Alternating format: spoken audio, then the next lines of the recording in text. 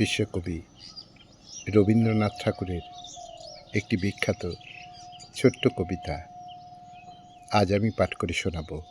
কবিতা অকালে। শুরু করছি। ভাঙা হাটে কে ছুটেছিস পসরালয়ে, সন্ধ্যা হলো ওই যে বেলা গেল রে বয়ে। যে যার বোঝা মাথার পরে ফিরে এলো আপন ঘরে। একাদশীর খণ্ড শশী উঠল পল্লী শিরে। পাড়ের গ্রামে যারা থাকে উচ্চ কণ্ঠে নৌকা ডাকে, হাহা করে প্রতিধ্বনি নদীর তীরে তীরে। কিসের আসে ঊর্ধ্বশ্বাসে এমন সময়ে, ভাঙা হাটে তুই ছুটেছিস পসরালয়ে।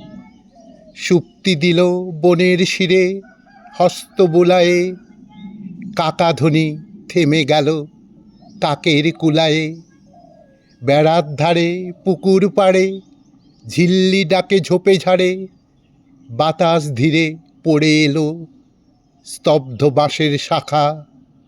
হ্যারো ঘরের আঙিনাতে শ্রান্ত জনে শয়ন পাতে, সন্ধ্যা প্রদীপ আলোক ঢালি বিরাম সুধা মাখা।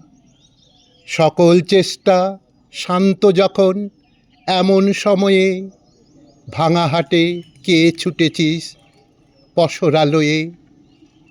ভাঙা হাটে কে ছুটেছিস পসরালয়ে।